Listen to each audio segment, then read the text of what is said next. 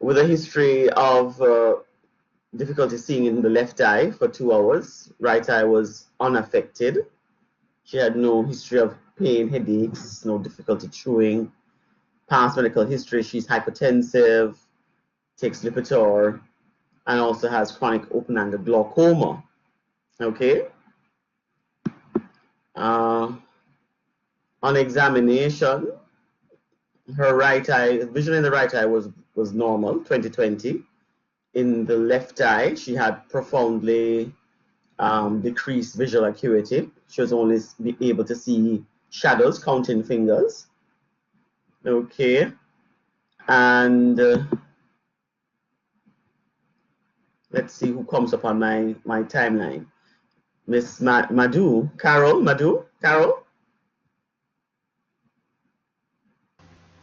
Yes, Doc. Good morning.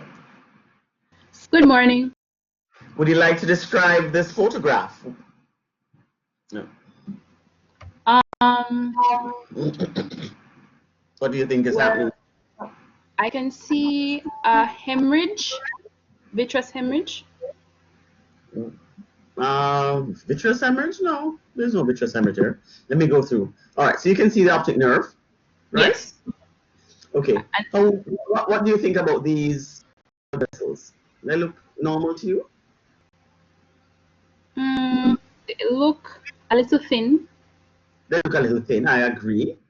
Yes. Continuation.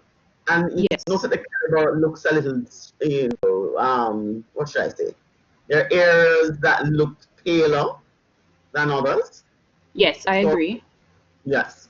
Also, the one's closer to the optic nerve. Right. And what do you think about this? I mean, very pale. So what? Okay. So that is macula, right at the center of the macula, called the fovea. And yes. So have you ever heard of a cherry red spot?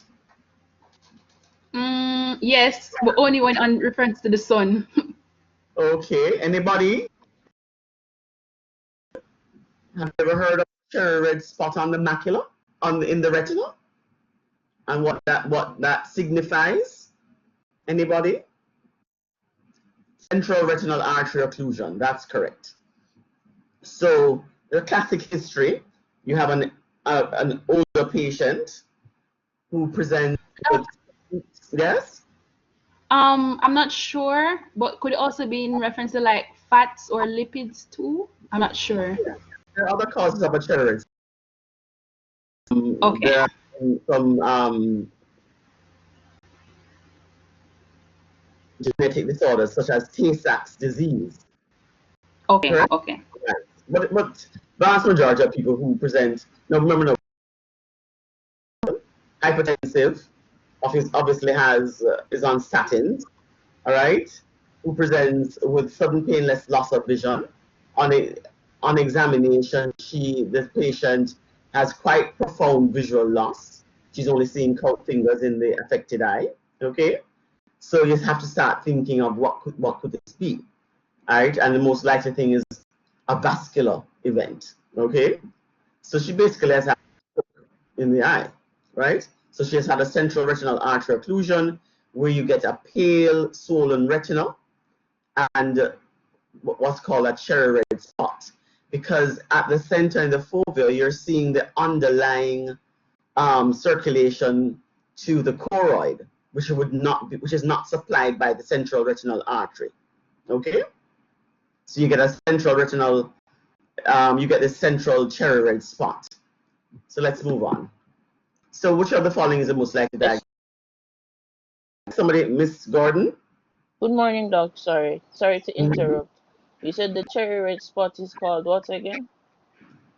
The cherry red is the appearance of the fovea. We call it just right because that area of the fovea, as you know, is the thinnest area.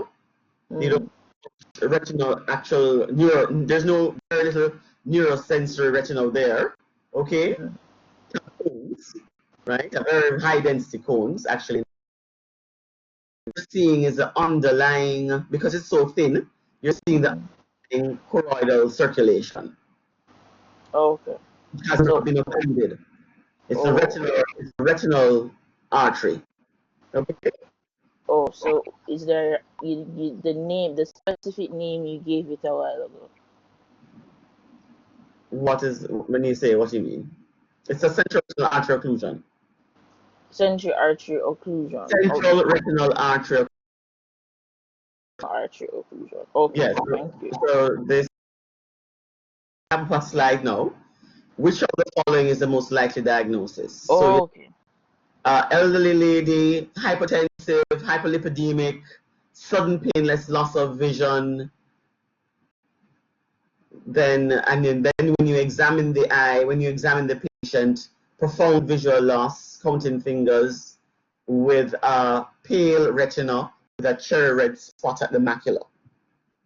And that the most likely diagnosis would be C, right? Central retinal artery occlusion. Okay? So, in a central retinal artery occlusion, the cherry red spot is due to, I think I told you that, it's not a hemorrhage at the macula, that's false. It's not due to increased choroidal perfusion, and it's not due to increased retinal perfusion. It can't be because the retinal artery is occluded. So D is the answer. Okay, Miss Gordon. Yes, doc. Clear, very clear. Okay, another case scenario. So remember now we're dealing with sudden painless loss of vision, right? 37-year-old. So this is a younger patient now. Different scenario. 37-year-old. 1 week history of seeing black spots and white lights in the left eye. On awakening, he noted a shadow in the left eye and blurred vision. His right eye remained asymptomatic. Only thing of significance in the past ophthalmic history, he has had LASIK for myopia. And on examination, visual acuity in the right eye was basically normal, 20/25, but in the left eye it was 2400, significantly reduced. Also of note, his intraocular pressure in the right eye was 16, in the left it was 8. His pupil reactions were normal. Okay, so this is a 37-year-old male, 1 week history of floaters and photopsia, black spots and white lights, who then notices a shadow in the left eye, in the affected eye. Ms. Gordon, what do you think is the diagnosis? What do you think is, what's the differential?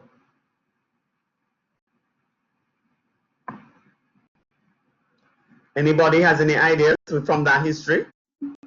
Retinal detachment, correct. And so this is a photograph, right? Who would like to describe this photograph? Marcus Harris, Mr. Harris. Morning, Doc. Good morning. Okay, so what I see cupping of the disc. Do you? It's a normal optic disc, okay? The patient has a very small cup, I agree, like a 0.1, you can barely see it, right? So the patient has a small optic disc, okay? Oh, not the wrong thing then. So what is the Yes, I area of abnormality, isn't it? Superior. really I see Mm-hmm. about 2/3, 1/3 of the upper disc is pale, and there is a patient Very good. approximately. Yeah, there's a line of the Okay, so given the history, remember now the history, flashing lights, floaters, okay, sudden loss of vision, a shadow. What do you think this patient has? retinal detachment. Okay, very good. So So this, could you say that there is increased vascularization no, there's, let me go back to where would you say there's increased vascularization? around the optic nerve? Like I see, like a lot of blood vessels. Try and get this photograph. Normal. That's normal. Okay, it's probably slightly crowded. Looks a little crowded, but it's not abnormal. Okay. So this patient has a superior RD. Okay, where do you think would be the, so it's not a central retinal vein occlusion, it's not an optic neuritis or a vitreous hemorrhage. So the most likely diagnosis is a retinal detachment. Okay. Yes. Next slide. So the patient has a superior, if a patient has a superior temporal retinal detachment, where would his visual defect, where would his field defect be, visual field defect be? So in that patient, he has a superior RD. Where is the field defect? Where would he complain of not being able to see? What part of his visual field?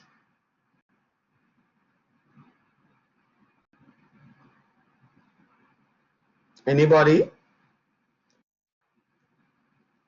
Yes, it's plural, but okay, look at the question. Patient has a superior temporal RD. Would the defect be inferior nasal, superior temporal, inferior temporal? Right, it's inferior nasal because you know it's inverted, right? So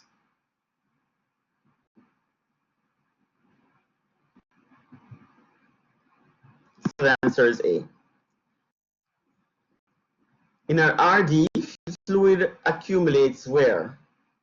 Between the outer plexiform layer and the inner nuclear layer, the neurosensory RPE, pigment epithelium, the nerve fiber layer, and the rest of the retina, or the RPE Brooks membrane. Anybody has any ideas?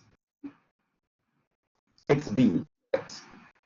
Neuroretina and the retinal pigment epithelium. And lastly, before we go on to the, are you seeing it? Because I'm getting up some indication that I'm having internet issues. Can you see my slide?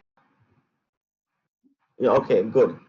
So true or false? A retinal detachment usually occurs without warning symptoms. Is that true or false? False. Yes, usually have some warning symptoms. Usually present with flashing lights and floaters, photopsia and floaters, and a shadow and blurred vision. Okay. Malignant melanoma of the choroid may present as a retinal detachment. Is that true or false? Anybody know? Nobody has an idea. It's true. A malignant melanoma may present as an exudative retinal detachment. RDs are more common in hypermetropic patients, in hyperopes. Is that true or false?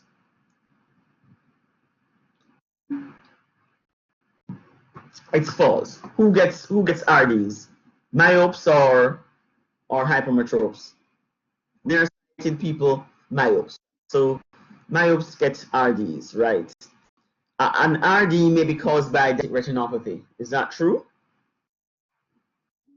Mm, correct. What kind of RD do diabetics get? What is it called? What kind of retinal detachment do they get? Anybody? Tractional. Very good. So I see you learned something in your diabetic retinopathy lecture. Yes, so diabetics tend to get tractional retinal detachments. Okay, so let's go to the meat of the matter now.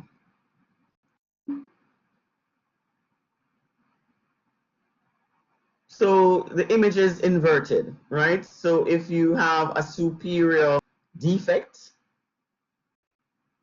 in the retina, then it's going to, in your visual field, it appears in the inferior. Okay, if you have a defect that is lateral, you'll have a nasal visual field effect.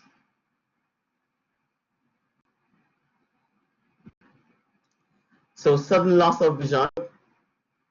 We're going to refine history and examination of the eye, clear differential diagnosis, and have some understanding of the management steps taken by the primary care provider. And so some of the questions you're going to have to ask, of course, is whether the visual loss is monocular or binocular. And I think we went through this in the history already. Is it transient? Duration, is it acute or subacute?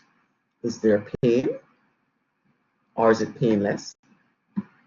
Do you have flashing lights and floaters? So say Mr. Harris, if your patient comes to you with a history of flashing lights and floaters, what are you thinking of? What's a possible differential diagnosis before you even examine the patient? Retinal detachment. Mm-hmm. What else can sometimes present with flashing lights and floaters? Not sure. Not sure.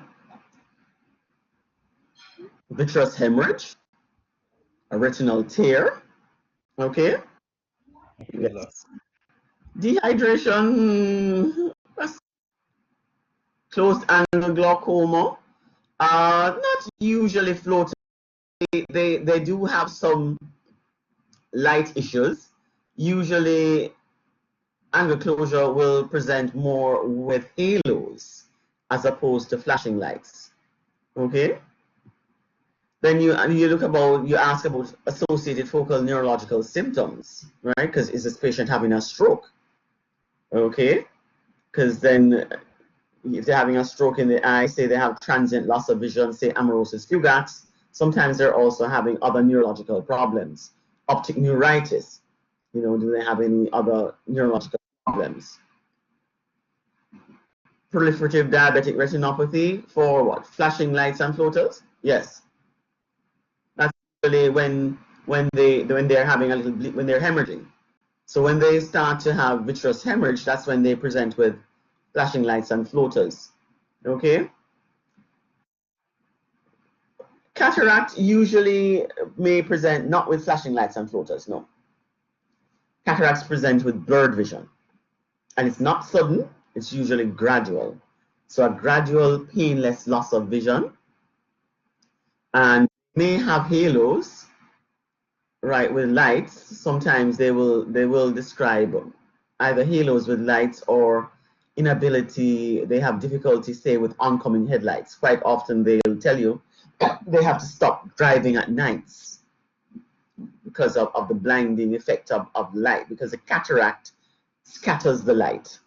But they don't complain really about flashing lights or floaters, no.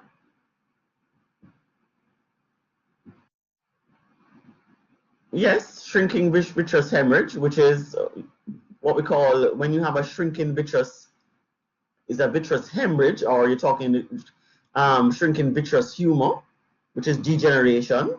We call that a posterior vitreous detachment, and yes, they do present with flashing lights and floaters.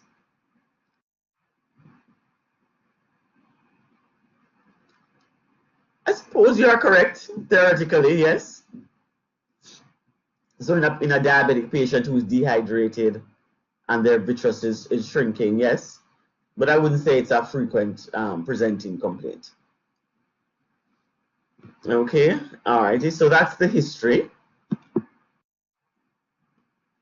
And I'm not sure why I put this slide here, except to say that most patients who present, as I said before, quite frequently have vascular issues, especially in older patients. In younger patients, you're thinking about a RD, an optic neuritis. In older patients, you have to think about vascular problems, especially in our population, and with hypertension, diabetes, all those pre-existing comorbidities which affect circulation. So you have to know a little bit. It will help to know a little bit about the circulation in the eye.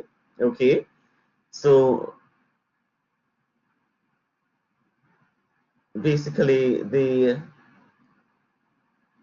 internal carotid artery is the main supply, And so you have the internal carotid and you have your ophthalmic artery, okay?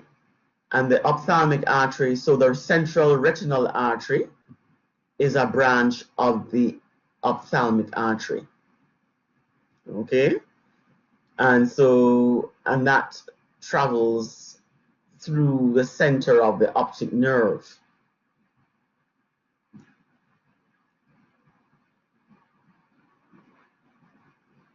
You also have your posterior ciliary artery, which is also a branch of the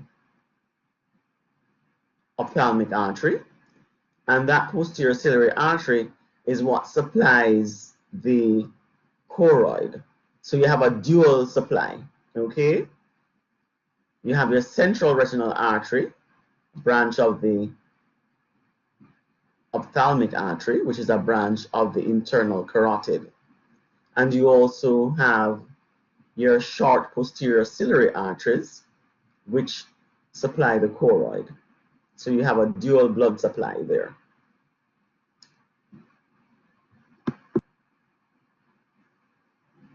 Also in the history, you have to find out what is a loss monocular or binocular. If it's monocular, then the abnormality is most likely in the eye itself or the optic nerve anterior to the chiasm. And if it's binocular, the loss usually results from either bilateral anterior lesions, which are kind of rare, or more likely, it's retrochiasm, behind the chiasm. Is the visual loss transient or persistent? And if it's transient, then you have to think of circulatory things, emboli, thrombosis, stenosis, hypoperfusion.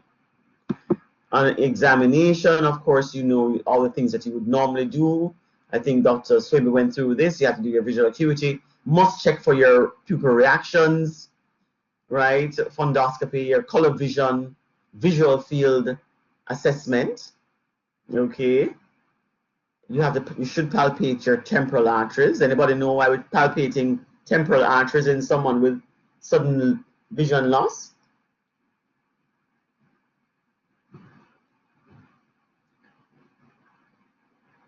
Nobody? Okay. Also, cardiovascular examination where appropriate. We use sometimes patients presenting with sudden visual loss, we also auscultate their carotid arteries, listening for carotid bruit. And then, of course, a neurological examination where appropriate. Okay, now I should have looked at this slide before. There's something, for some reason, the things are not coming up.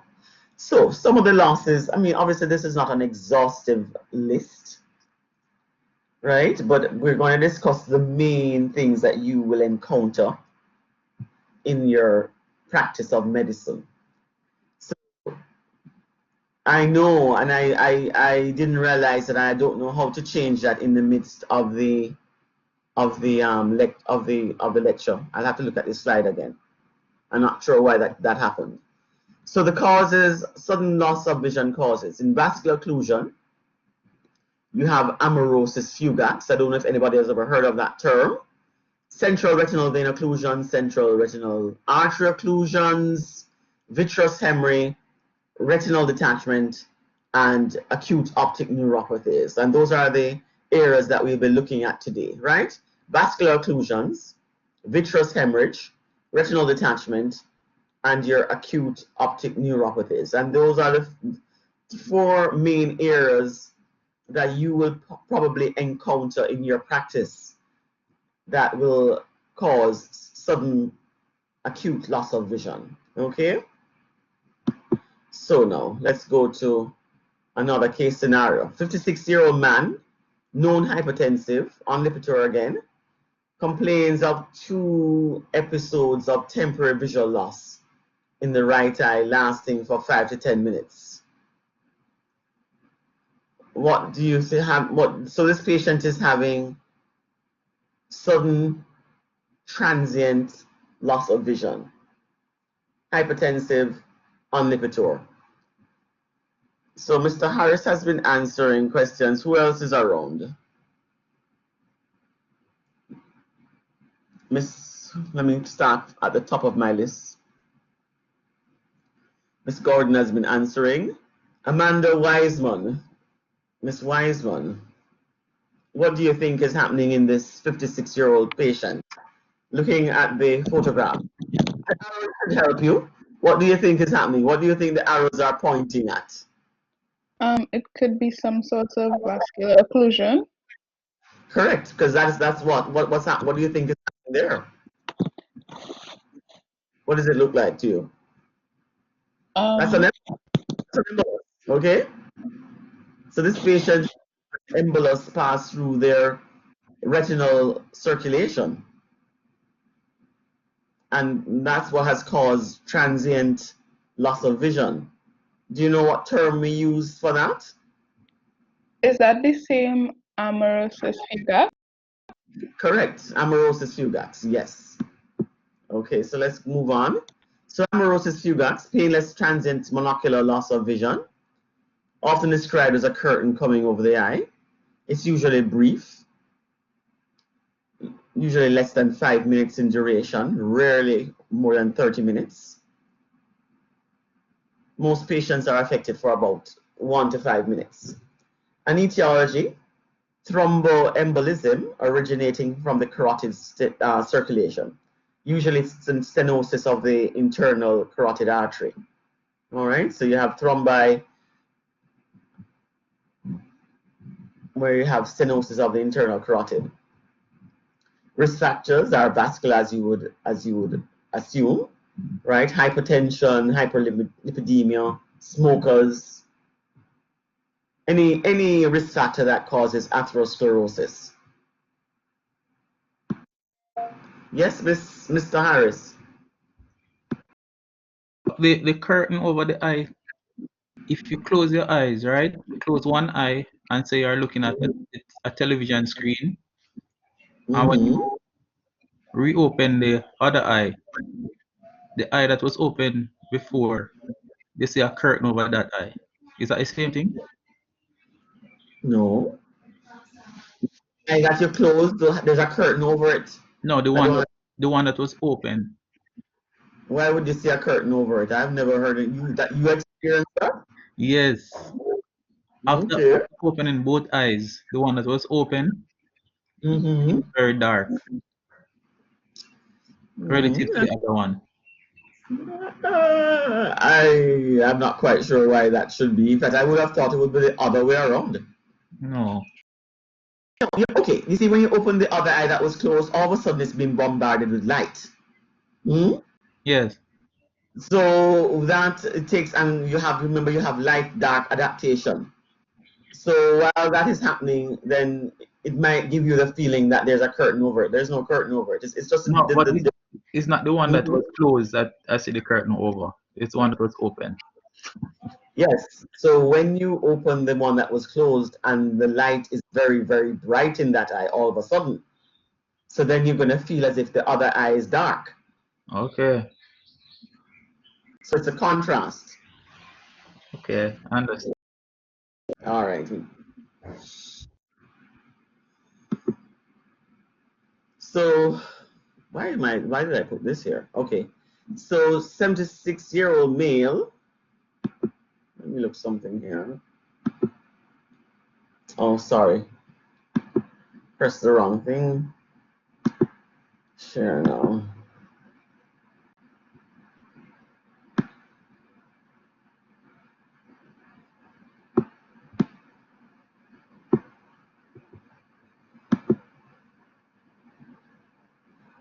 Okay, so that was amaurosis fugax, right? So basically, any patient coming in with transient vision loss, you have to lasting for. Is there any other condition sometimes that can present with transient visual loss that you can think of? Anybody?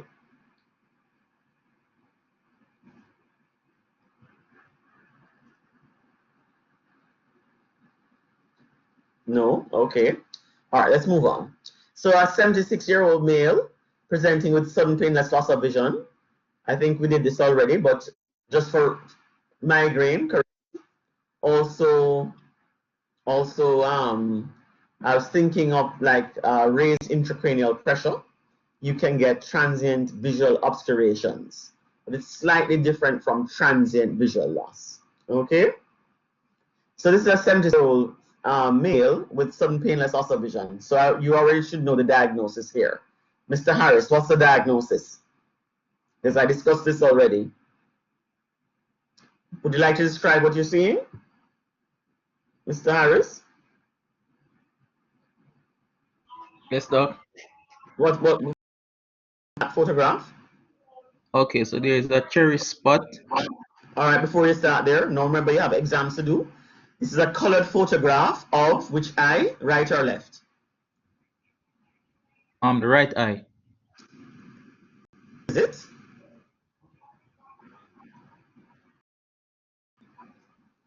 That looks like the left to me. No? The left eye.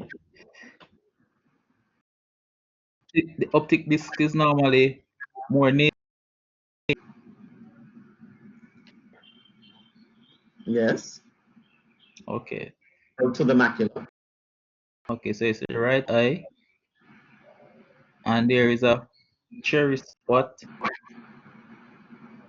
laterally. There's a cherry macula, retina, right? So what is the diagnosis?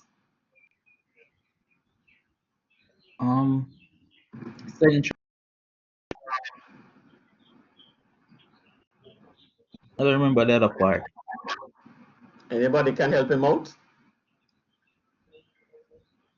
Central retinal arterial. Correct. Central retinal artery occlusion. Correct. Okay. So central retinal artery occlusion is an acute stroke of the eye, presents with profound acute painless monocular loss of vision. Right? And the commonest cause of a central retinal artery occlusion is atherosclerosis related thrombosis at the lamina propria. So what are the features? More common in males, usually unilateral, patients over the age of 60, acute persistent painless loss of vision. The patient quite often gives a history of amaurosis fugax. So they've given a history of having transient visual loss in the past. And of course, your usual pre-existing risk factors: hypertension, diabetes, smoking, ischemic heart disease, with patients with a past history of a stroke or other transient ischemic attack, atrial fibrillation, okay? And it's due to obstruction of the central retinal artery at the level of the lamina propria, just by the optic nerve head.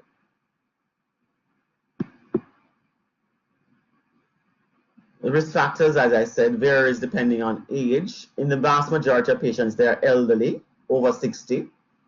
And so you're talking about your usual hypertension, which is systemic hypertension seen in 2/3 of patients, atherosclerosis, diabetes, cardiovascular disease, mitral valve disease, and hyperviscosity syndromes. Okay?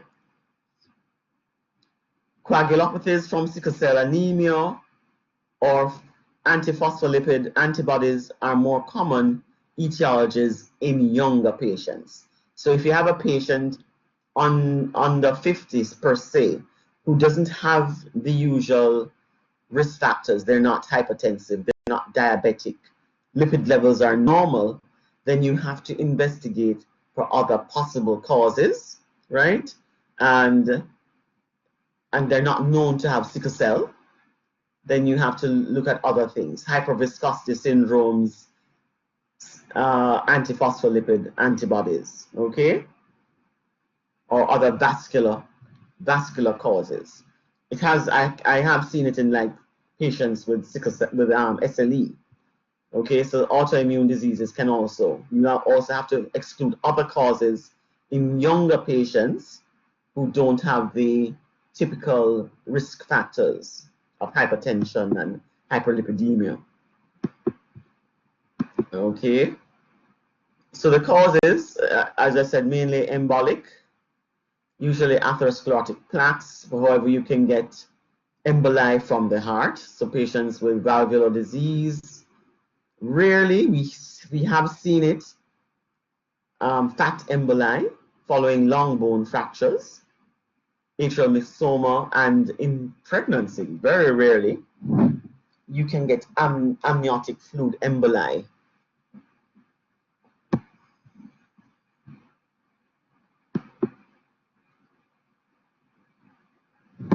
As I said before, the vast majority are thrombotic, thromboembolism at the level of the lamina probosa, at the optic nerve head. However, emboli can also originate from the heart or the carotid arteries. Okay, so you have to always have a thorough cardiovascular examination for patients who present with central retinal artery occlusion. Make sure they don't have valvular disease or carotid artery stenosis. And in younger patients, as I said before, you also have to exclude if they have none of the usual predisposing factors such as hypertension or atherosclerosis, then you have to think of other things such as arteritis, giant cell, SLE, polyarteritis nodosa, and very rarely retinal migraine has been implicated in central retinal artery occlusion.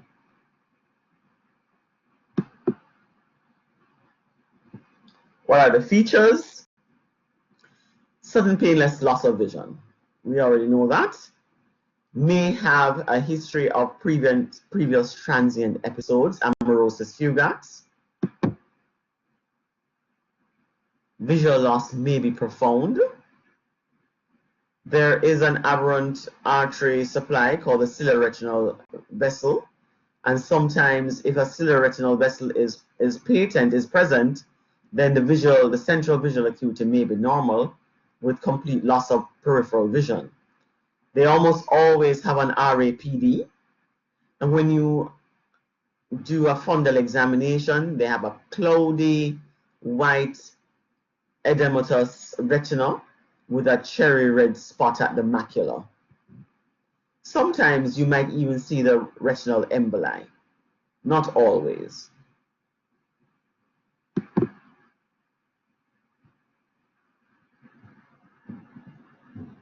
So as I said, you have a RAPD.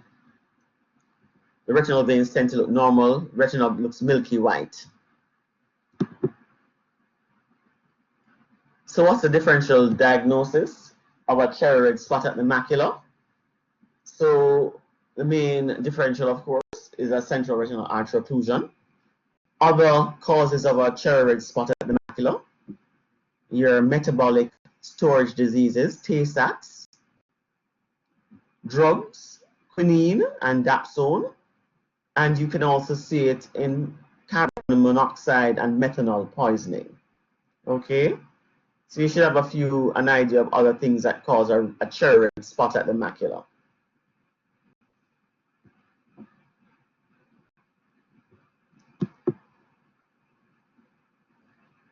And the workup, as I mentioned before, you have to exclude an arterial cause, so you know your ESRC reactive protein and your common vascular factors.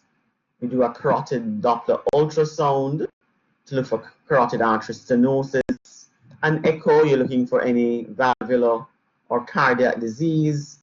And in younger patients, as I keep saying, with no vascular risk factors, then you have to do a vasculitic and a hypercoagulable screen, right? Looking for your antiphospholipid antibodies. You also should check for sickle cell disease.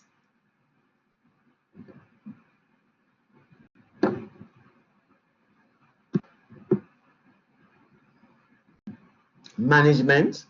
Well, of course, the immediate management is to attempt to restore ocular perfusion. Long term, that's very difficult because usually by the time we see the patients, it's too late. We see the patients some 24, 48 hours after the event.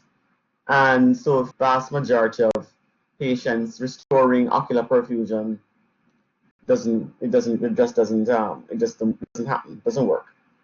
Long term, however, we're trying to prevent any secondary neovascular complications to the eye, because now you have a profoundly ischemic eye. And Miss Hogg, can you tell me what happens very ischemic eye? How does the eye respond to ischemia, to retinal ischemia? On the fundoscopy, you see cotton wool spots. Sign of ischemia, but how does the eye respond to poor blood supply, to ischemia? What does it do to counteract ischemia?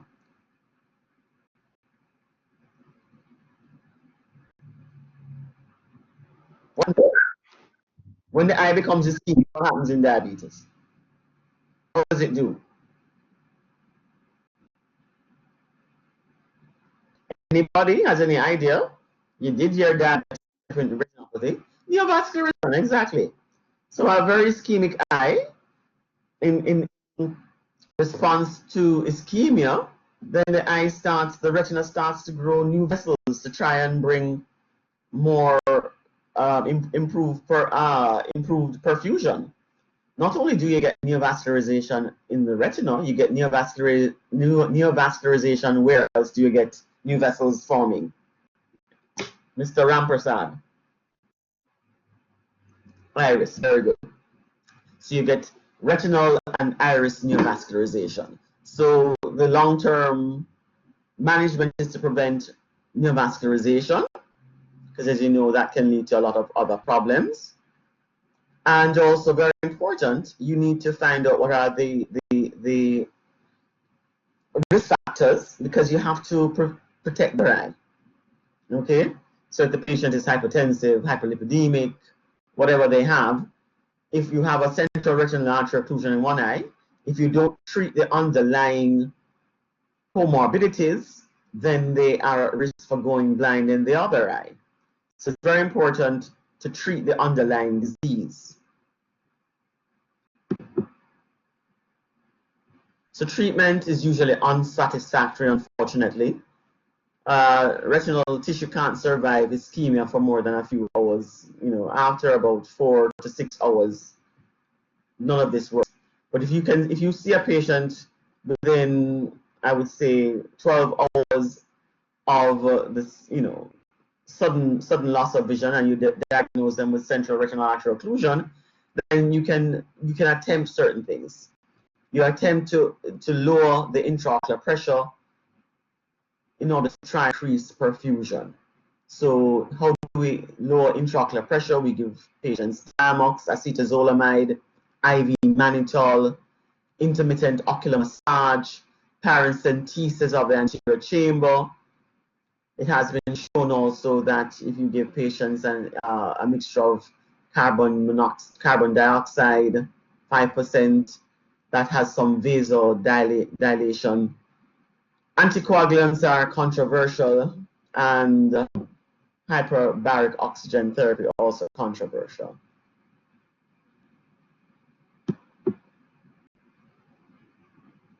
And the main complication is neovascularization, and they get a neovascular glaucoma with incidence varying from 1 to 5%.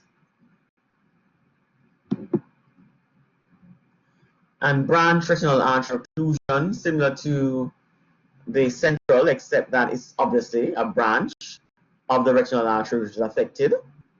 And they present with sudden, profound, painless loss of vision in a sector or half of the retina. The visual acuity is variable, right? Why would the visual acuity be variable? Anybody? In a branch retinal artery occlusion.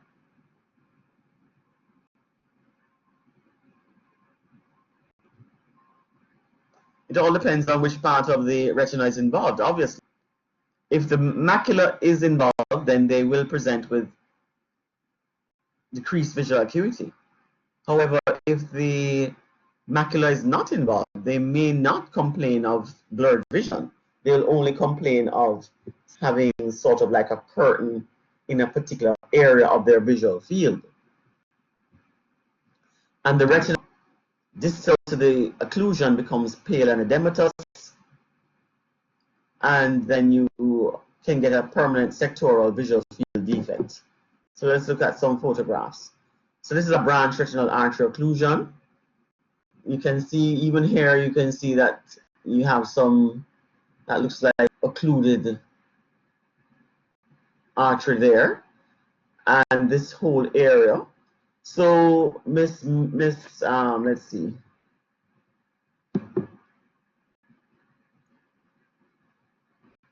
Dale, Mr. Bizra. Mr. Bizra? Hello.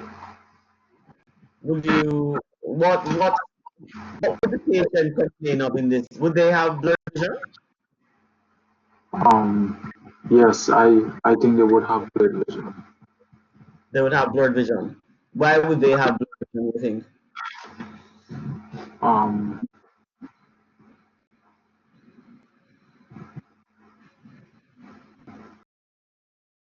is the macula?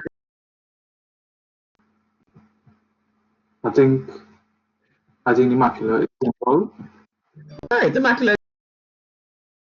This is a superior temporal branch retinal artery occlusion. Macula is involved. Where would the patient say they have a visual field defect?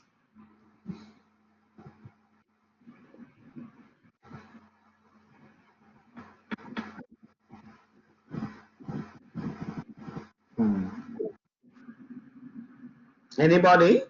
The patient has a superior temporal branch retinal arterial occlusion. Where is their visual field defect? Inferior nasal. Thank you. For inferior nasal, yes. Okay. So here, what do you think is happening here then, Mr. Harris?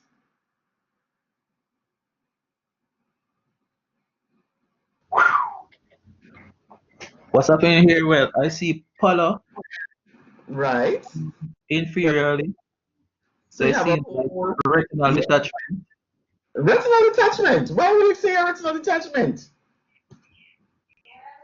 Patient with a sudden painless loss of vision, no flashing lights, no floaters, old person, high blood pressure, diabetes. And there's an arrow there. There's an arrow. Oh, The photograph. What do you think?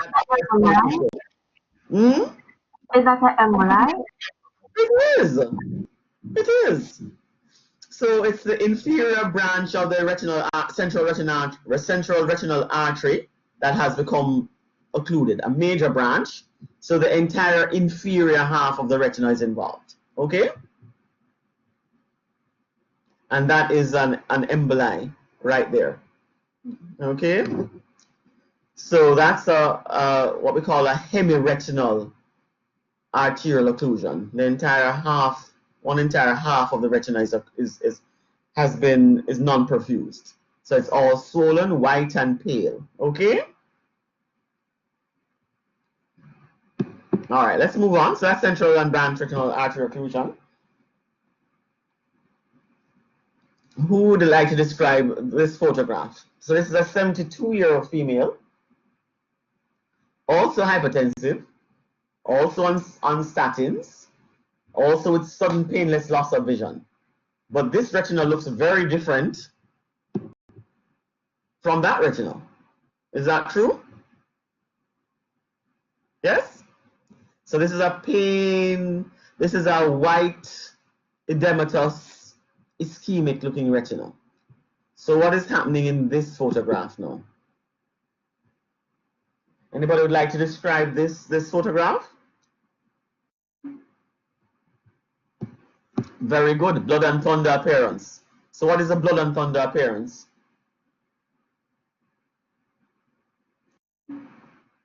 Central retinal vein occlusion, correct. But describe it. So you have retinal hemorrhages, what else do you have? There's no vitreous hemorrhage here. This is all retinal hemorrhages.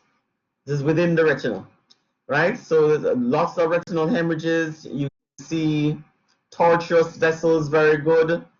And that looks like areas also of ischemia, okay? So you have cotton wool spots, all right? So retinal hemorrhages in all 4 quadrants of the retina. You have vascular tortuosity, right? Congested tortuous veins. And you have cotton wool spots, okay? So when you see this in an exam, you need to not just say blood and thunder, you need to be able to describe what you're seeing, okay? And you're correct. It is a central retinal vein occlusion. So, are these flame shaped? Let's go back and look at them. Some could be flame shaped, not all. You don't have to characterize it. You can just say, retinal hemorrhages.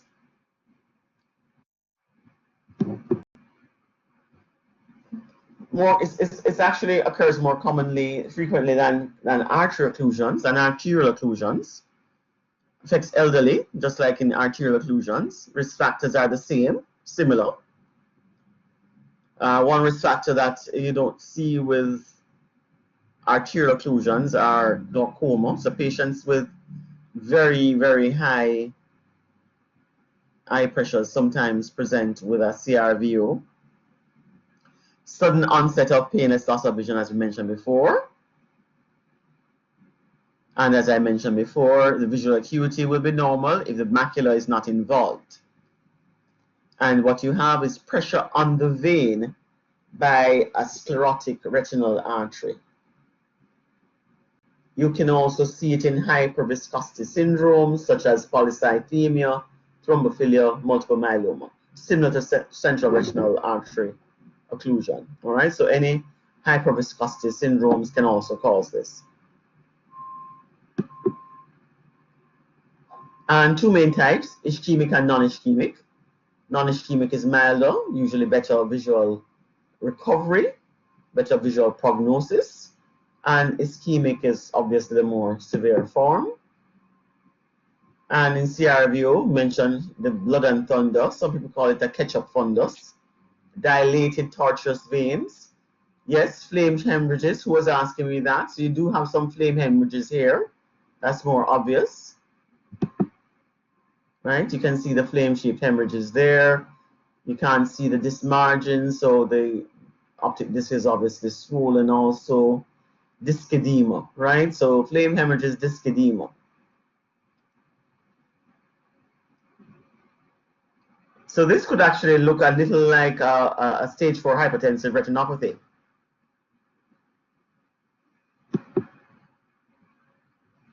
But unlike these patients present with sudden profound loss of vision, okay? Or not even profound. Bad, yes? Excuse me. How do you identify the edema? Mean the disc edema? Yes, doc. Well, you can't see the disc margins, can you? Can you see the disc margins? Oh, so that's what you use. Yeah. Okay, thanks.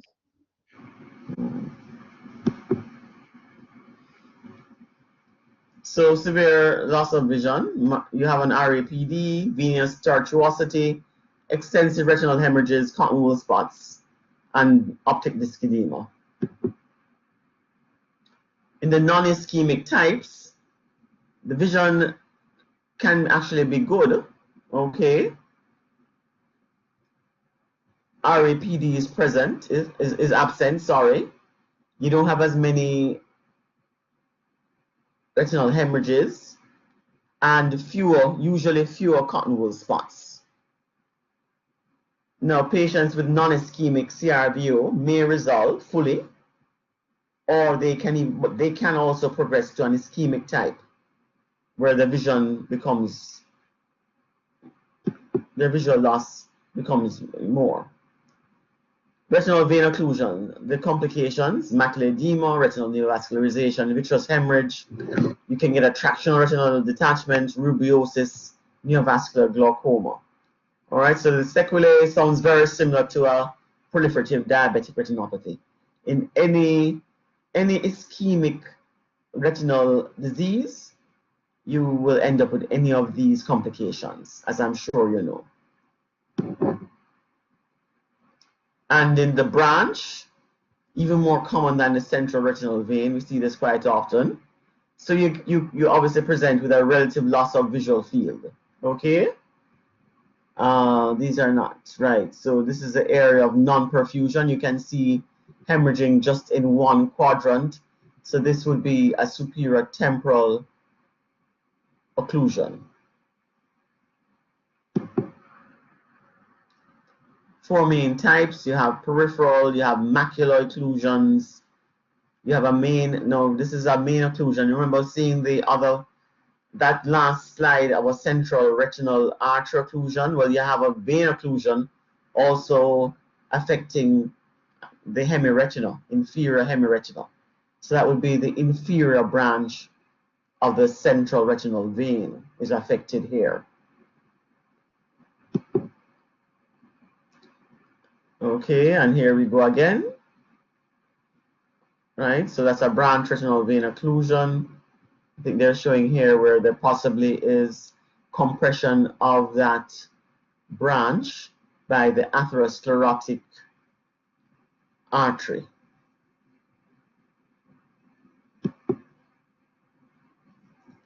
And a macular BRVO. So it's just affecting mainly just the macular area. So just to summarize, you have to know the difference between a retinal artery occlusion and a retinal vein occlusion. Okay, so both of them present with sudden painless visual loss. With arterial occlusions, the visual loss tends to be more profound, while in vein occlusions, it's variable depending on the degree of ischemia, right? It could be just blurred vision to total loss of vision. Etiology: embolism, vasculitis, vasospasm, which is what would happen in migraines, sickle cell, trauma, glaucoma. Okay, risk factors, the typical stroke risk factors, hypercoagulable states. Okay, diagnosis, you have retinal pallor, while in vein occlusions you have retinal hemorrhages, so-called blood and thunder. Also in arterial occlusions, you tend not to get a swollen disc. And treatment, of course, there's no specific treatment, unfortunately. Limited evidence for treatment. As I said before, digital massage and lowering of intraocular pressure by using carbonic anhydrase inhibitors, IV mannitol, anterior chamber paracentesis. The results have been very poor. Which is more common in patients with AIDS? In AIDS, you tend to see one of the early features of AIDS. You see areas of our cotton wool spots. So you get ischemic, but I wouldn't say either of them are more commoner than the other. What patients with AIDS tend to get are more infective conditions, such as CMV retinitis. We don't really see, I haven't really seen many patients with either central retinal artery or central retinal vein occlusions. The main reasons why patients with AIDS go blind is they get CMV retinitis or some sort of other opportunistic infections invading the retina. Does that answer that question?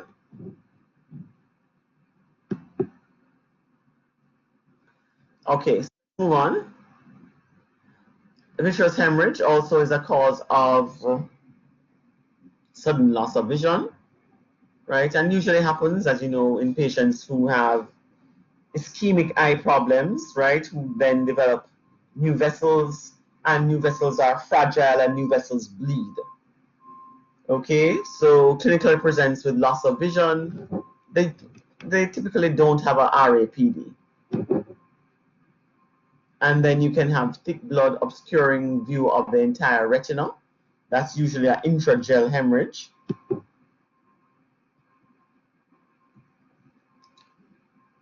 All right, and basically there's extravasation of or leakage of blood into the areas around the vitreous humor, which we know.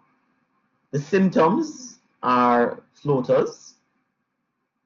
Okay, and if severe, if you have a dense vitreous hemorrhage, then you can get sudden loss of vision.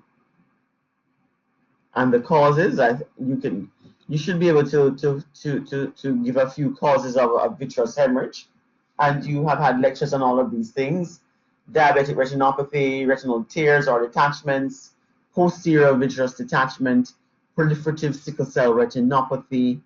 You can also see it in conditions such as age-related macular degeneration. We don't see that very much in Jamaica, but very, very common in Caucasian populations. And basically any condition that can lead to retinal neovascularization. Okay, so trauma, RDs, and proliferative retinal disorders such as proliferative diabetic retinopathy, proliferative sickle cell retinopathy.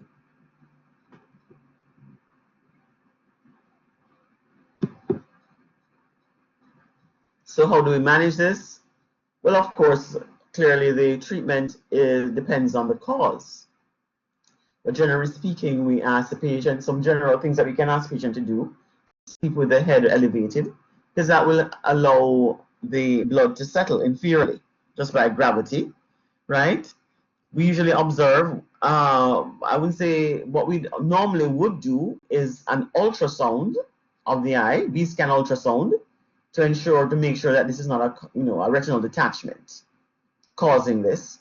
If after we do an RD and it's not a retinal detachment, if it's secondary to say sickle retinopathy or diabetic retinopathy, we usually just observe the patients. The vast majority of patients, their vitreous hemorrhage will clear within 3 months. However, if the vitreous hemorrhage doesn't clear after 3 months, then you have to perform a vitrectomy, right? So surgery at that point is indicated. And if the vitreous hemorrhage is secondary to retinal neovascular disorders, then obviously, the treatment for that would be laser panretinal photocoagulation. But in the vast majority of patients, what we do is a B-scan ultrasound, make sure that it's not a retinal detachment. Okay, and if it's not a retinal detachment, if it's secondary to, say, diabetic retinopathy or sickle cell retinopathy, then we usually observe the patients for about 2 to 3 months. And if they don't resolve spontaneously within 2 to 3 months, then surgery is indicated and we perform vitrectomy. All right, let's move on quickly because I think we're running out of time. 27-year-old male presenting with a 3 to 7 day history of sudden onset of flashing lights and a shadow. Who else is here? I've asked Mr. Harris a lot of questions. Is there anybody else who would like to possibly tell me what is happening here? Any takers? Anybody who's listening in who hasn't fallen asleep yet?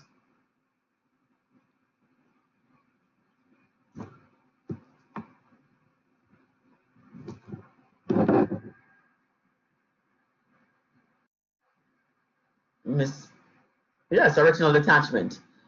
Good, Miss Pedler. So what do you think the arrows are pointing at? What do you think is happening there?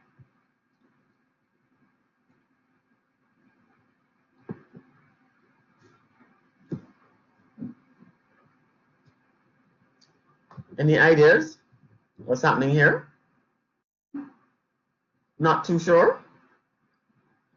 Anybody has any ideas of what they think is happening here? Not really. It's a retinal tear. Yes, a retinal tear. Right. So the patient, what kind of detachment would you call this? There are three different types of detachments.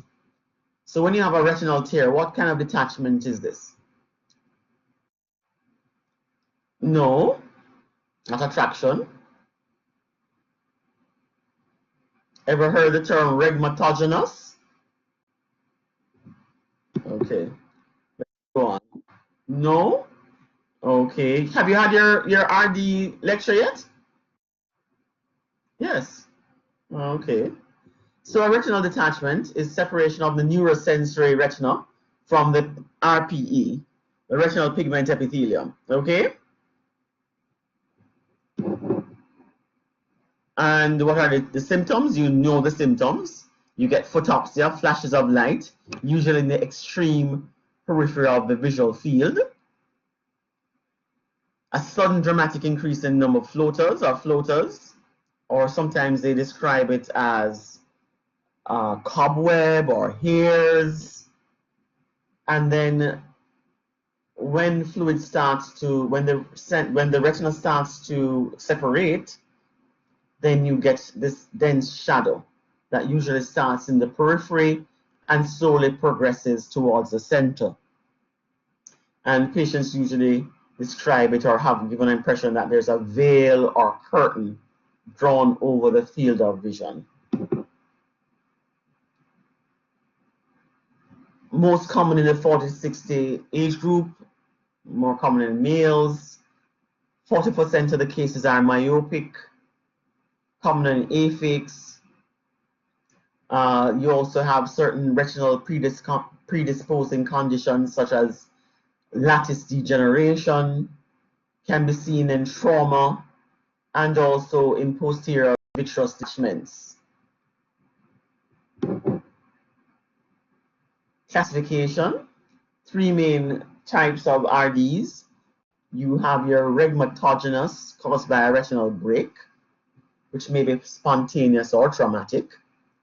You also have what's called a tractional RD, which most of you would be familiar with, right? That's usually follows your sickle cell or proliferative diabetic retinopathy, or some form of penetrating trauma, eye trauma. And then you have your exudative RD, which usually you find in patients with choroidal tumors, whether primary, such as a choroidal melanoma, or secondary tumors, metastatic tumors to the choroid. You also can see exudative RDs in patients with preeclampsia, and also we see it in patients with renal failure. Okay, but the three main groups are regmatogenous, which I think probably is the most commonest cause of a RD. Tractional, usually in your proliferative retinopathies such as sickle cell and diabetes, and exudative, usually seen in cases of choroidal tumors, more frequently metastatic tumors, but you can also have primary choroidal tumors such as a choroidal melanoma. Right, so you get a retinal tear. So, and then when you get a retinal tear, then fluid tracks under the retina, and then you have your separation of the neurosensory retina from your retinal pigment epithelium. Okay, and that's a regmatogenous RD. Okay, here again, that's a huge retinal tear. That one looks really large, and the entire superior retina is detached. Anybody has any idea what's happening here? Who hasn't spoken? Letitia Edwards. What do you think is happening in this photograph? What kind of detachment do you think is happening there?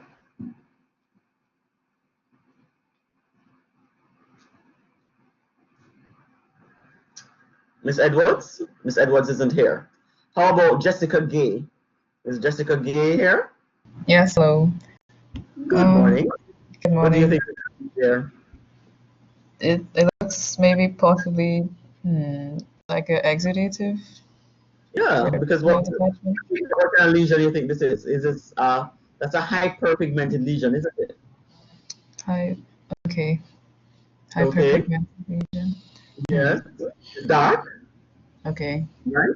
Hyperpigmented, not hypo. So this patient has a choroidal melanoma.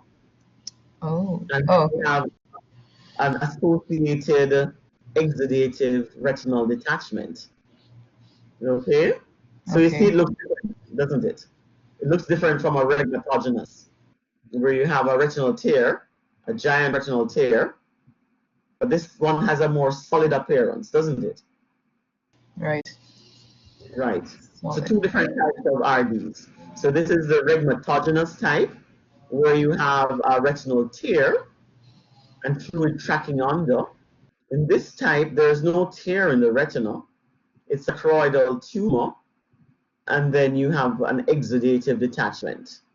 Okay? Okay. And what kind of RG do you think is happening here? This is the one that you're most used to seeing or hearing about anyway. So that might be tractional. This is tractional, right? Because you have all of this scarring fibrotic tissue, which is basically pulling the retina off. Okay? So this is the type of RD you get in which conditions? So Proliferative, sickle cell retinopathy, all right. diabetes. Right, proliferative diabetic or sickle retinopathy. All right, so let's go back. So you have three different types here. Okay, you have your regmatogenous, quite often seen in nearsighted people, myopes. They may have a predisposing retinal degeneration where there's thinning of the retina called lattice degeneration. Okay, so that's your regmatogenous. Then you have your exudative, which is usually due to tumors in the choroid, whether choroidal melanoma or metastatic disease to the choroid, or you can also see it in preeclamptics. You can also see it in patients with advanced renal failure. And then you'll have your tractional RDs, where you have all the fibrous tissue causing traction of the retina, okay, and then you end up with an RD. So you have this ring of white scar tissue, usually around the optic disc and the vascular arcades. Okay, diagnosis, dilated fundoscopy, of course, and of course we do a B-scan ultrasound. Sometimes we have to do a B-scan ultrasound because, as I mentioned before, all these patients present with a vitreous hemorrhage also. So sometimes we can't even see the RD.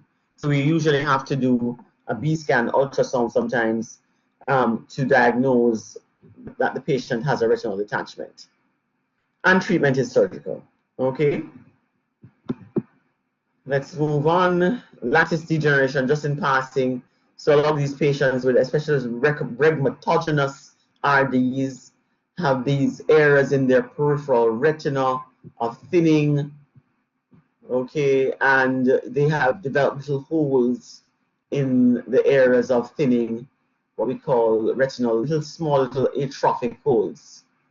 And these patients are at risk for developing an RD, quite frequently seen in high myopes, very nearsighted people.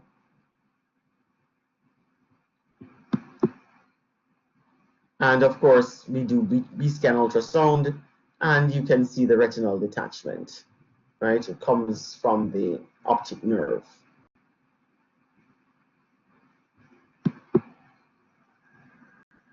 So a 76-year-old female, let's move on. 76-year-old male, how many? Oh my God, I have a lot of slides left. 76-year-old male presenting with a history of sudden, profound visual loss in the eye. And this is the appearance of his optic nerve. Anybody, Miss Gay, what do you think is happening? How would you describe that optic nerve? I would describe it as oedematous. I would, there is There's blurred, these margins are not very well not well delineated, right? defined. Right. So what is a likely diagnosis, however? 76-year-old man, 76-year-old man is. profound visual loss, sudden profound. Is it likely to be papilledema? Does papilledema present with visual loss? No. Yes, but you don't know if it's No, in both eyes. not sudden profound visual loss. No. Not sudden. Okay. Okay. Could it be an arteritic or a non-arteritic anterior ischemic optic neuropathy?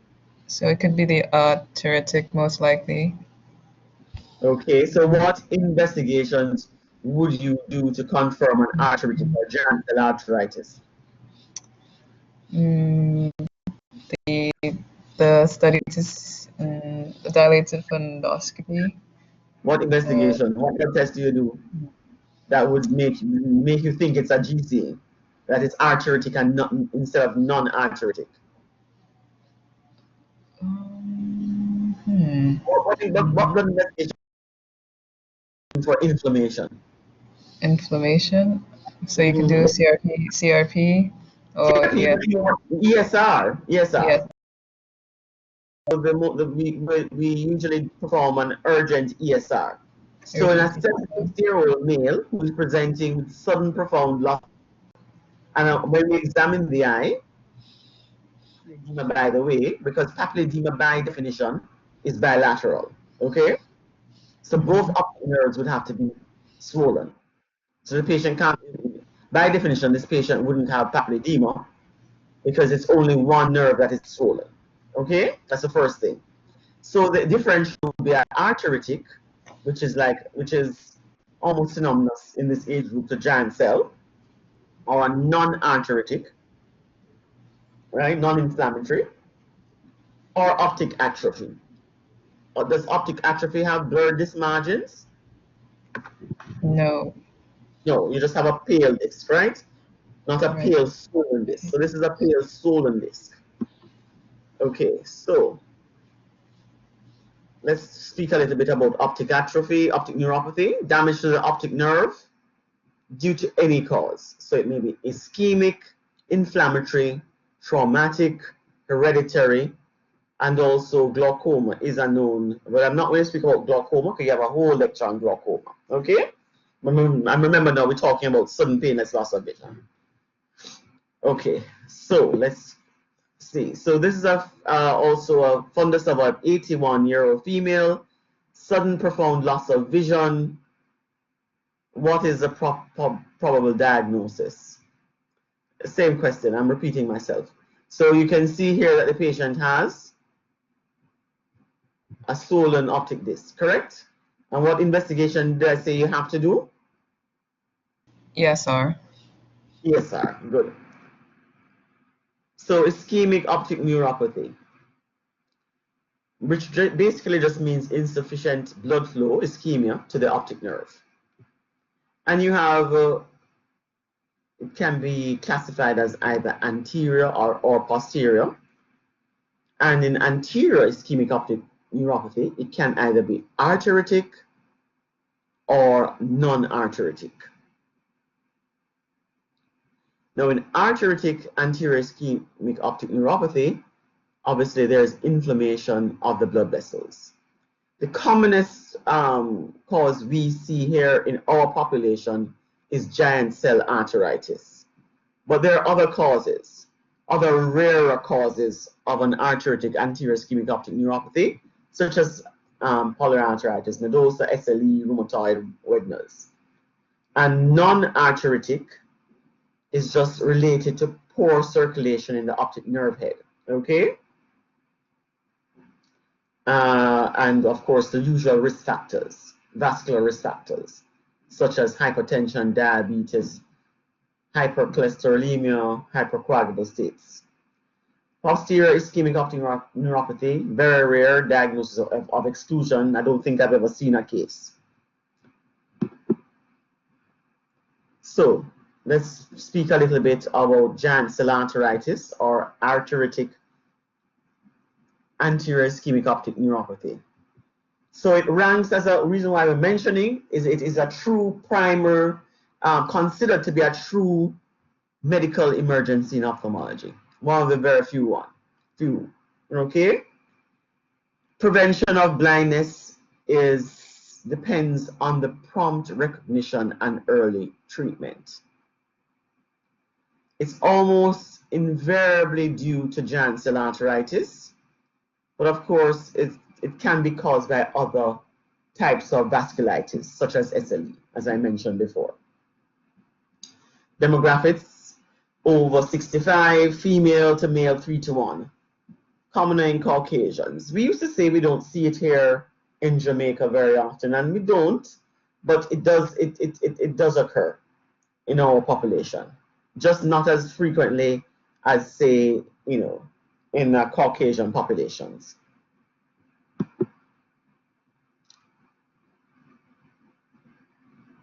Giant cell arteritis is a granulomatous necrotizing arteritis which affects the large and medium-sized arteries, in particular the superficial temporal, the ophthalmic artery, and the posterior ciliary arteries.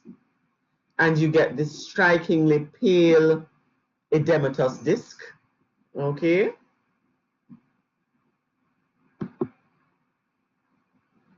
Ocular symptoms. These patients also sometimes give a history of amaurosis fugax, 32%. Then they can also usually present with sudden pain, sudden loss of vision, may be severe in up to 70% of cases. Improvement in vision is rare, and up to a quarter of these patients have visual acuity of hand motions or less. Diplopia and ocular pain are rare. Okay. Systemic symptoms: they get a headache, jaw complication, anorexia, weight loss, scalp tenderness, proximal myalgia.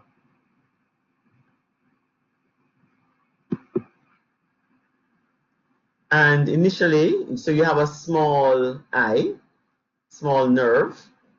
They then develop, you get this chalky white optic disc edema.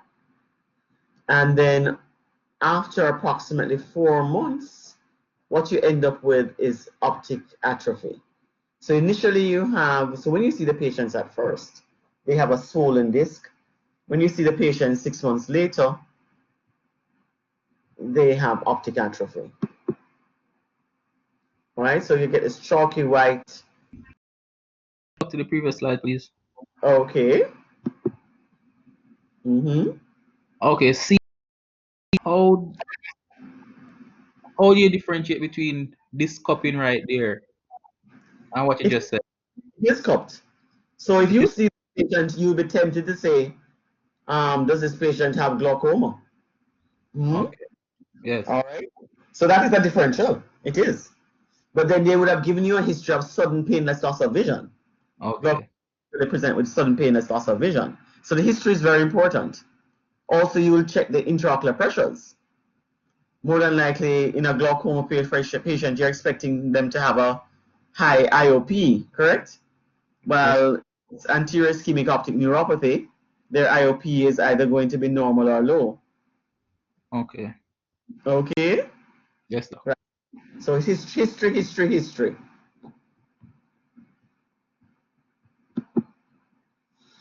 All right, so we get a pale swollen disc.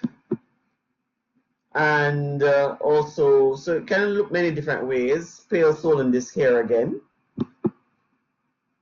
Investigations, as I mentioned before, they have an elevated ESR. But however, in a very small proportion, ESR may be normal, 12%. Okay, C-reactive protein. And the definitive investigation would be, of course, to perform a temporal artery biopsy.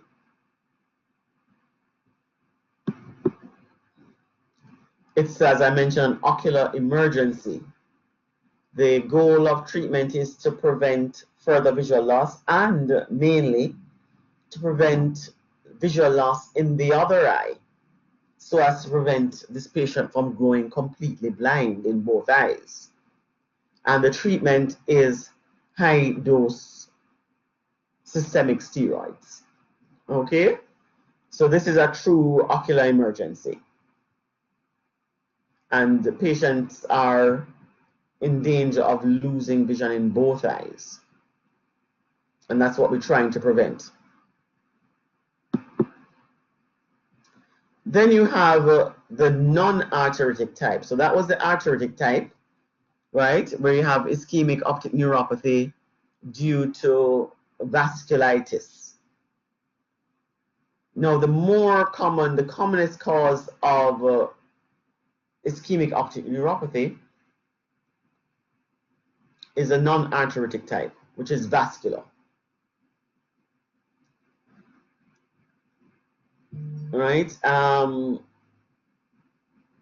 what you have is occlusion of the short posterior ciliary arteries. Now remember, in the blood supply to the optic nerve and the retina, you have two supplies, right? You have the central retinal artery, and that's also a branch of the ophthalmic artery.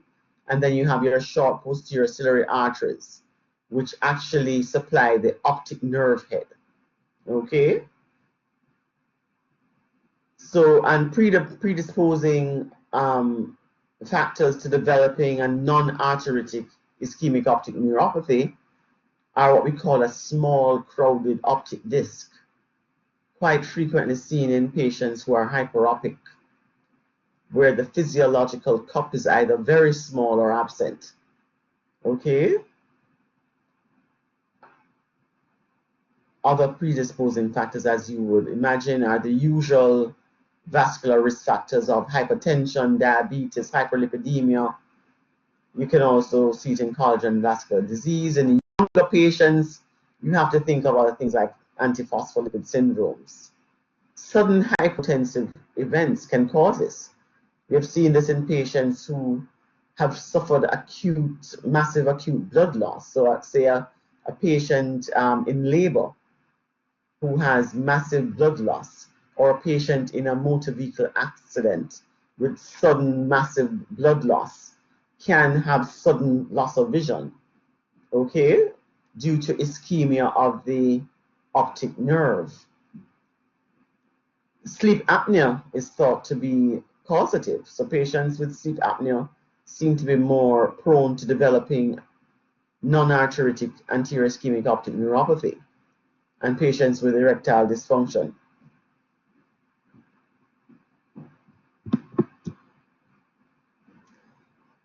Most important risk factor is what we call the crowded optic disc, as I mentioned, usually seen in patients who are hyperopic. So that's a crowded disc. In the normal disc, you have a cup to disc ratio.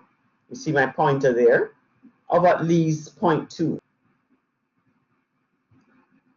And in glaucoma, you know, you have an enlarged optic disc cup greater than 5.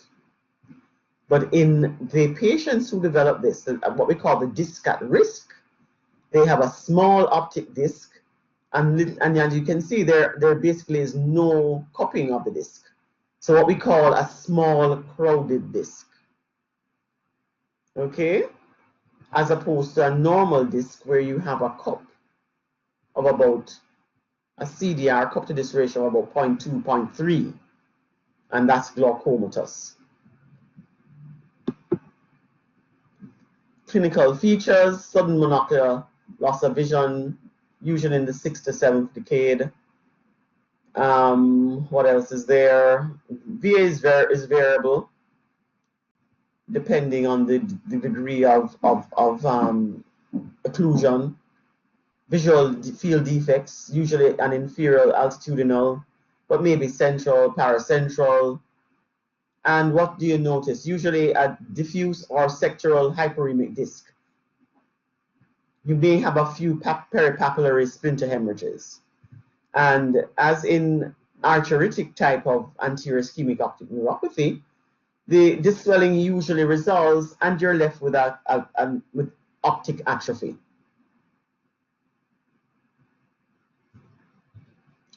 So let's have a look at these discs. right? So in this case, you have a swollen disc. Doesn't look as dramatic as in the arteritic type, with a few splinter hemorrhages. Okay, and 3 to 6 weeks later, the patient has optic atrophy.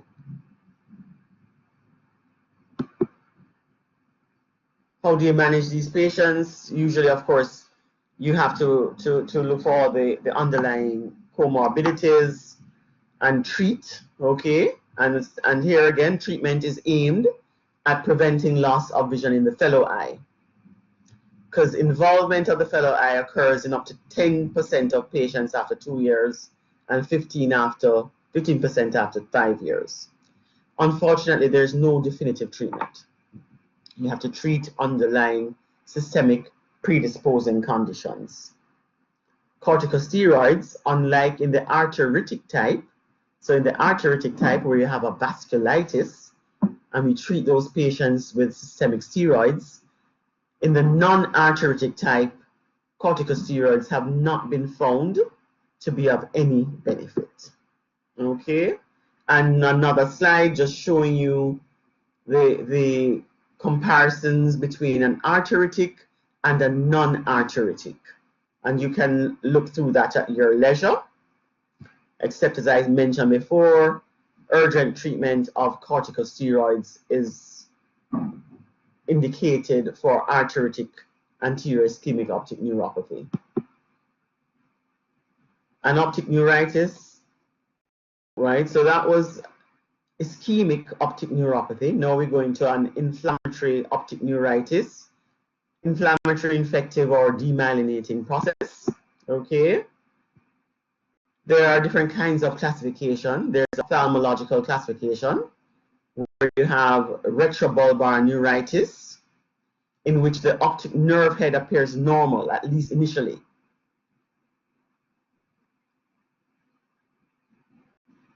It is the most frequent type found in adults and is frequently associated with MS, with multiple sclerosis. Then you have a papillitis, where you have a hyperemic swollen disc. This is the commonest type found in children, usually post-viral. And you have a neuroretinitis, where you have inflammation not just of the optic nerve head, but obviously of the RNFL, that's the retinal nerve fiber layer, and the macular star. Least common type and is rarely a manifestation of demyelination. So I'm going to speak more about retrobulbar neuritis. Okay, so in this case, as you can see, the nerve looks basically normal. So this patient would have, if this patient presented, a younger patient presenting with sudden painless loss of vision in an eye with color vision defects, red desaturation, and RAPD, visual acuity 660. You look inside the eye, right? You look and you see nothing. Optic nerve looks normal. And you're saying to yourself, what the hell is happening here? Okay? And that's quite often how these patients present. However, you have another type, and this one is called neuroretinitis, where you see this is a papillitis, and the patients also have a macular star. Anybody knows what else you can see a macular star in? Anybody else still here? Because I know my time is up. Marcus Harris, what other condition do you notice a macular star in sometimes? Anybody? Hypertensive retinopathy. Very good. Yes. Okay, so etiological classifications of optic neuropathy. Demyelination is by far the commonest cause. Okay, you can have other causes, usually quite frequently viral infections. Other infectious causes include your sinus-related causes, and you may associate it with syphilis, Lyme disease, herpes zoster, patients who are immunocompromised, especially patients with HIV, with like cryptococcal meningitis. You have non-infectious causes such as sarcoidosis, and other systemic autoimmune diseases, maybe hereditary, maybe idiopathic. So there are many ways of classifying optic neuritis. Okay. Now, just a few quick words on demyelinating optic neuritis. Usually age 20 to 50, mean approximately 30 years. Females 75%. Acute or subacute monocular visual loss. Some patients experience visual phenomenon characterized by tiny white or colored flashes or sparkles. Pain, and most of you will know, sometimes they complain of pain or discomfort in or around the eye exacerbated by ocular movements. And they may or may not have a history of demyelinating symptoms. Visual acuity varies from mild to severe. You almost always have a RAPD, reduced color saturation, visual field defects, and as I mentioned before, quite often you have a young female presenting with sudden loss of vision, some pain on eye movement. You examine them, they have some visual loss, RAPD, and then when you examine them and look in the eye, the optic disc looks normal, right? So 60 to 70% of these patients have what we call a retrobulbar neuritis, often described as the patient sees nothing and the doctor sees nothing. However, in about 30% of patients, they have a swollen disc. And you may see some dyspallor in the fellow eye, which may indicate that they may have had a previous episode of optic neuritis in the other eye, or give you a history of loss of vision in the other eye. And investigations, clearly, we usually need to assess the risk of MS in these patients and to rule out other disorders. So you're going to do an MRI of brain and spine, and okay, looking for your white matter lesions. And in patients who present with an optic neuritis, the risk of developing MS seems to be high if there are more than 2 white matter lesions. And conversion to MS after 15 years with no brain lesion is 25%, but if they have 1 or more lesions, 72% of these patients with optic neuritis develop MS 15 years, up to 15 years later. Okay? So usually patients with with optic neuritis, we usually do brain MRI and spine. And of course, you know the treatment. Usually in IV methylprednisone, 1 gram for 3 days, followed by oral prednisolone. Okay, I don't know if we have any more time to do any more slides. It's almost 10 o'clock. Should I continue? I have 5 more slides to go. You have another lecture coming up? No?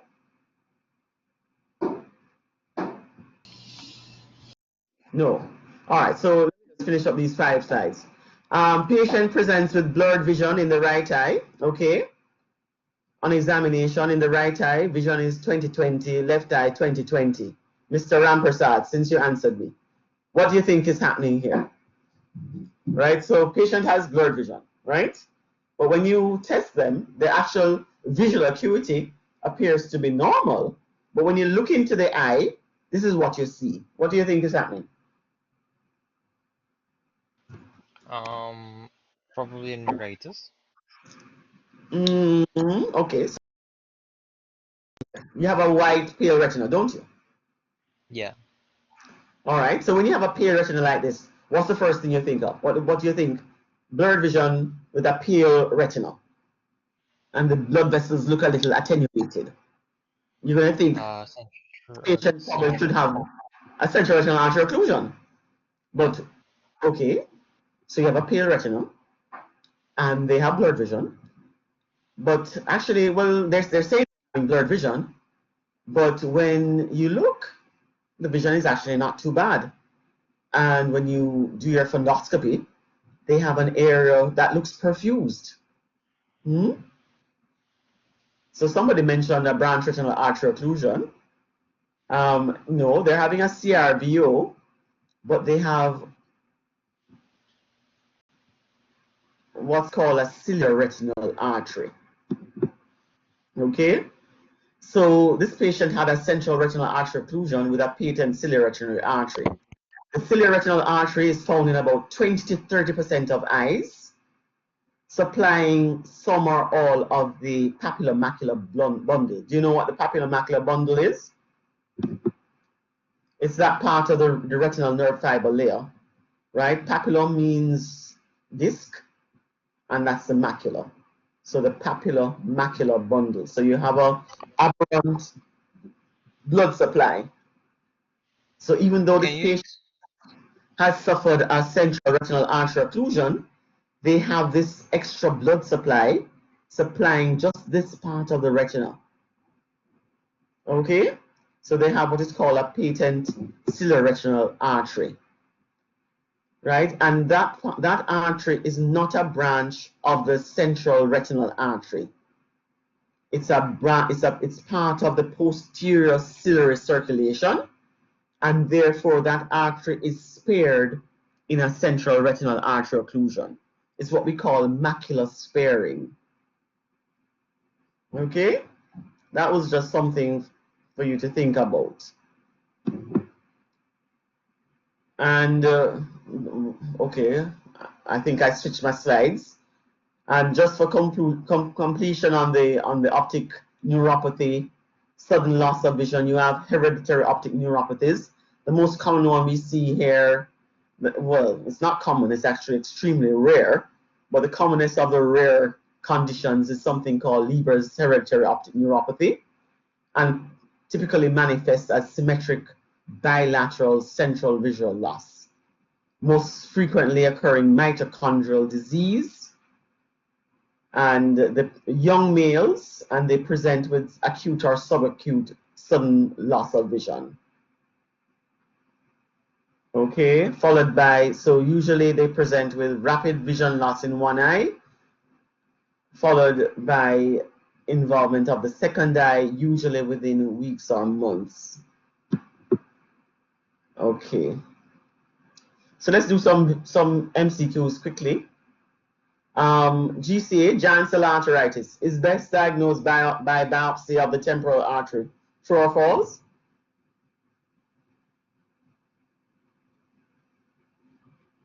True? Often. Yeah. True. True, right? Do they present with pain around the jaw? Where's the pain usually?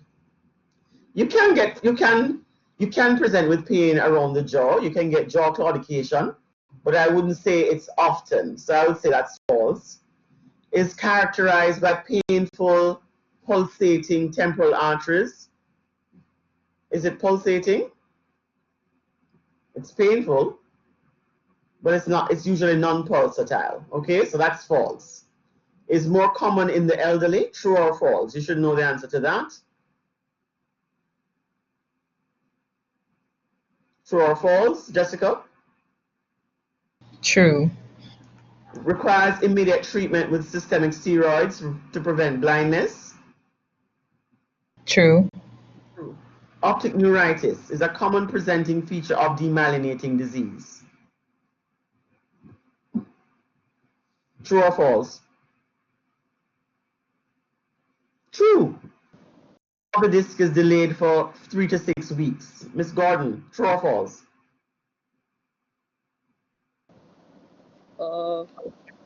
True. True. Is usually associated, is optic neuritis usually associated with proptosis?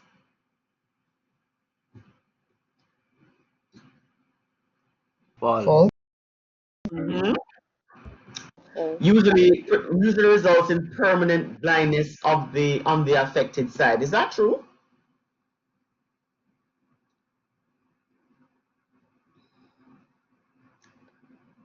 Marcus Harris, does optic neuritis usually result in permanent blindness on the affected side? False. Retrobulbar neuritis causes an afferent pupillary defect. Does it? True. Pain on ocular movement is a feature of retrobulbar neuritis. Is that true or false? It's true. False. The patients with optic neuritis have pain when they move their eyes. That's a very what should I say? When a patient presents with that, the first thing you think of is retrobulbar neuritis. Okay? Especially if they're having visual loss. Yes, Ashley Scott? Hello, Miss Scott? You put your hand up.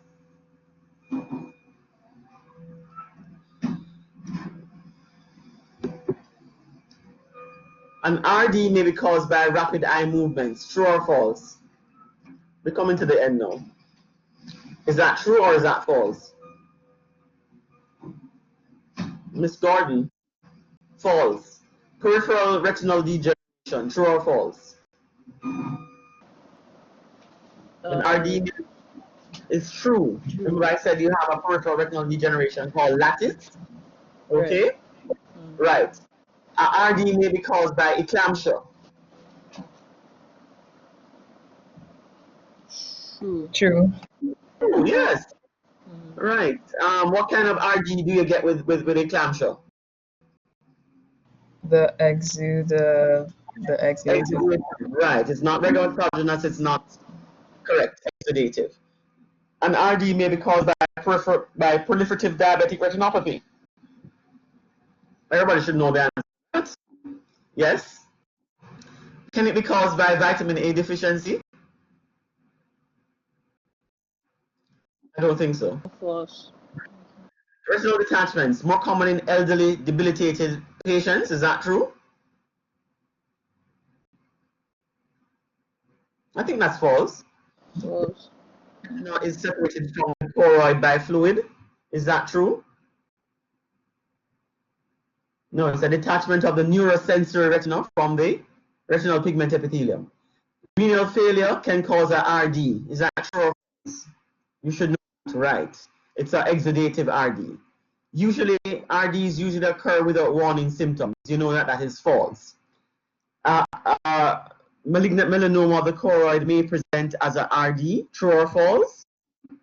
True. RDs are more common in hypermetropic patients. Is that true? Who gets RD? That's False. it's seen in myope, isn't it? Okay. Inferior nasal RD causes a superior temporal field defect. Okay, and coming up to the last slides now. Predisposing factors for non-arteritic ischemic optic neuropathy include hypertension. True or false? True. True. Or the absent or small optic cup. True. Secondary hyperlipidemia. I think it's true. True. Chronic open angle glaucoma. No. False. Migraines. True. True. Okay, and I think that's it, guys. So you've had a long morning, sorry. And we haven't even exhausted this topic. Okay, so yeah, next week we have 2 tutorials and then your exams the following week. All right, enjoy the your day. Same to you, Doc. Okay, good.